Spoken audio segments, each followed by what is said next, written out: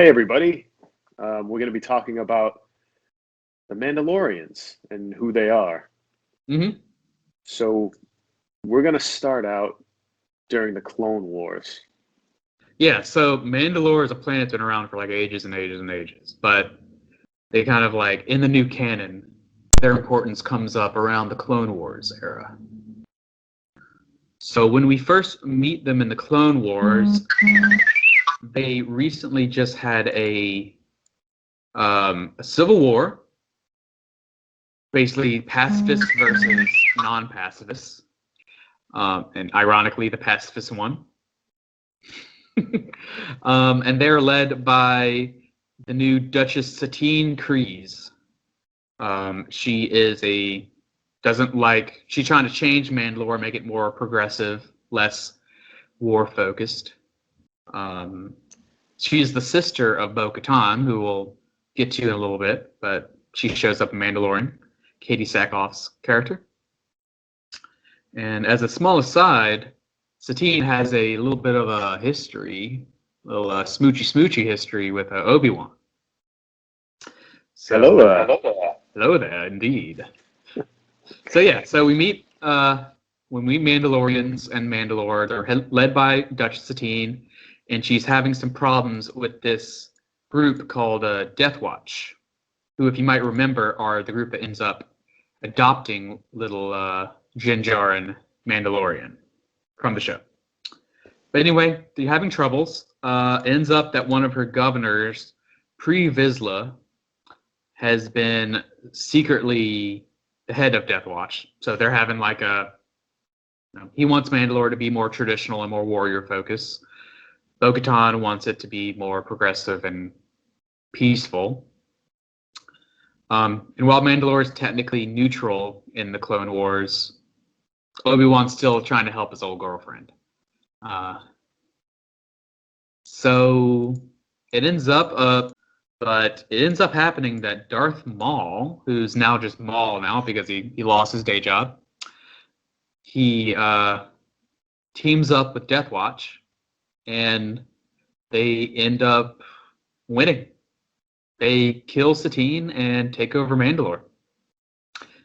In the struggle, Pre Vizsla challenges Maul to a duel for control of Death Watch and Mandalore, and Pre Vizsla is killed, making Maul the sole leader of Mandalore for like a hot second. And it's crazy. He's not even a Mandalorian, but he's the boss. And he's now the owner of the Darksaber. Yes. The Darksaber, as we saw in The Mandalorian, basically it's a relic of House Vizsla, the head of Death Watch. It's a sign of authority. So when Maul killed Pre Vizsla, he got the Darksaber and rule of Mandalore. Eventually, a bunch of stuff happens. Maul is captured. He's freed. Stuff happens. Eventually, Ahsoka and the 501st take down Maul and liberate Mandalore. And they give the rule of it to Bo-Katan, who is a former sister of the previous Duchess Satine, but also a former ally of Pre Vizsla and Death Watch, who decided they weren't really going in a good direction, so she left, and now she's boss of Mandalore. And so that goes into the Empire taking over. But Bo-Katan, she's a good guy, so she's not happy with the Empire. So she leaves, and this new dude, Gar Saxon, takes over.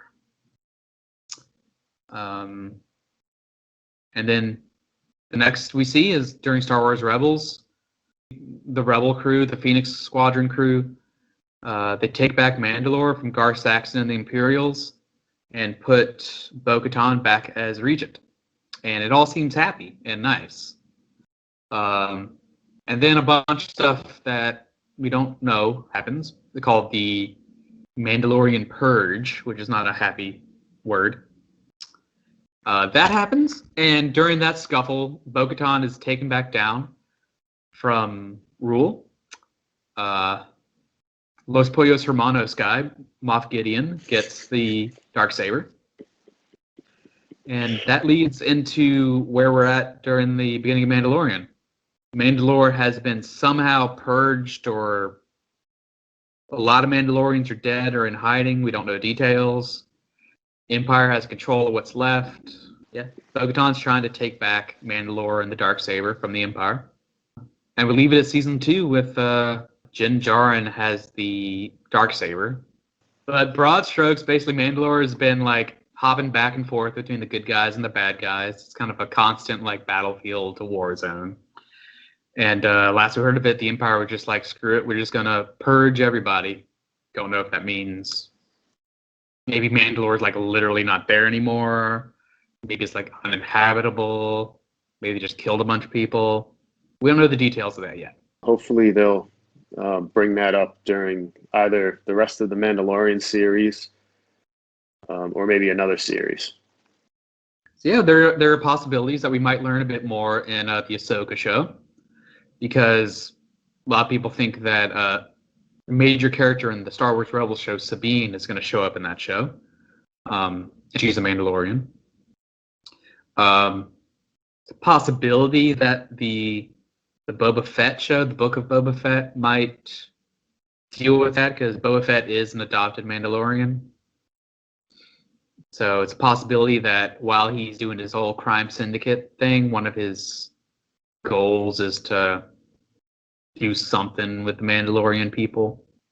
The Darksaber, that cool black lightsaber that we saw bugging out from Mandalorian playing with Moff Gideon. It was originally the lightsaber of the first Mandalorian Jedi. Don't know why he decided to make it all cool and black, but he did.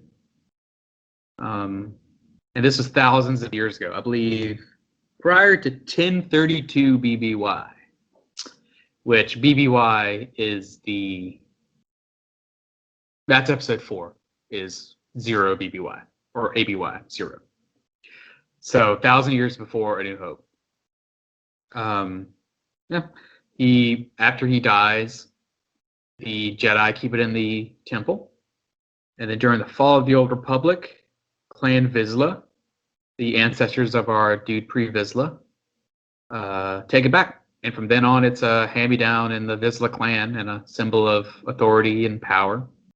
So it's kind of become to be known that like whoever has the Darksaber has like earned the right to like rule Mandalore. Which is why Bo-Katan is so keen to get it back. It's kind of like the crown jewels, like any queen without a crown.